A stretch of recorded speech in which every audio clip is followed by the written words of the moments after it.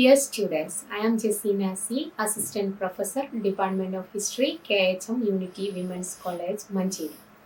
Calicut university പുതുതായി introduce ചെയ്തിട്ടുള്ള 4-year UG പ്രോഗ്രാമിൻ്റെ ഭാഗമായിട്ട് ഫസ്റ്റ് ഇയറിൽ നമ്മൾ കേരള ചരിത്രത്തെക്കുറിച്ച് ഒരു MDC കോഴ്സ് ഓൾറെഡി ചെയ്ത് കഴിഞ്ഞു. അതിൻ്റെ കണ്ടിന്യൂഷനായിട്ട് നമ്മൾ സെക്കൻഡ് സെമ്മിൽ കേരള ടുവേർഡ്സ് മോഡേണിറ്റി എന്ന പേരിൽ പുതിയൊരു പേപ്പർ ഇൻട്രൊഡ്യൂസ് ചെയ്യാൻ പോവുകയാണ്.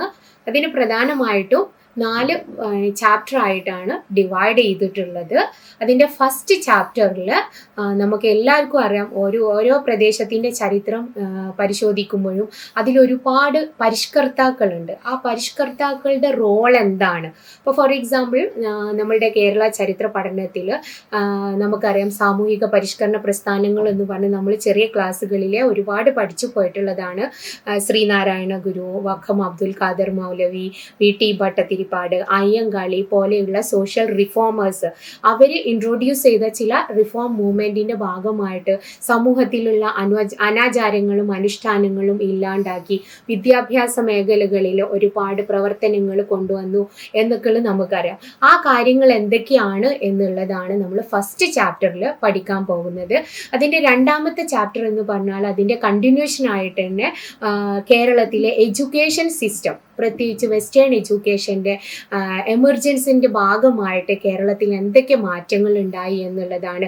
പ്രത്യേകിച്ച് മലയാളം ലിറ്ററേച്ചർ, അതിൻ്റെ വാല്യൂസ് എന്തൊക്കെയാണ്, ഈ ലിറ്ററേച്ചറിലൂടെ ഡ്രാമയും നോവലും അതേപോലെ പോയട്രിയും ഒക്കെ എങ്ങനെ ഡെവലപ്പ് ചെയ്തു, ആരൊക്കെയാണ് അതിനെ പ്രൊമോട്ട് ചെയ്ത ആളുകൾ, അതിലൂടെ സമൂഹത്തിലുണ്ടായിട്ടുള്ള മാറ്റങ്ങൾ എന്തൊക്കെയാണ് എന്നുള്ളതാണ് നമ്മൾ സെക്കൻഡ് ചാപ്റ്ററിൽ ഡിസ്കസ് ചെയ്യുന്നത്.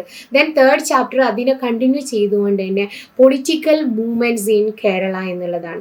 എന്ന് വെച്ചാൽ രാഷ്ട്രീയ പ്രസ്ഥാനങ്ങൾ. നമുക്കറിയാം, നമ്മളെല്ലാവരും ഒരു ഡെമോക്രാറ്റിക് കൺട്രിയിലാണ് താമസിക്കുന്നത്, അല്ലേ?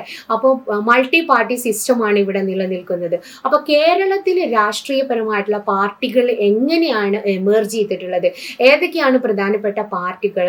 For example Indian national Congress, ദേശീയ പ്രസ്ഥാനം എങ്ങനെ ഉണ്ടായി, അതേപോലെ കമ്മ്യൂണിസ്റ്റ് പാർട്ടി ഓഫ് ഇന്ത്യ, അല്ലേ? ഇതേപോലെയുള്ള ബാക്കിയുള്ള പാർട്ടികൾ എമർജൻസ്, അതിൻ്റെ ഭാഗമായിട്ട് കേരള സമൂഹത്തിൽ എന്തൊക്കെ മാറ്റങ്ങൾ ഉണ്ടായി എന്നുള്ളതാണ് നമ്മൾ തേർഡ് ചാപ്റ്ററിൽ ഡിസ്കസ് ചെയ്യുന്നത്.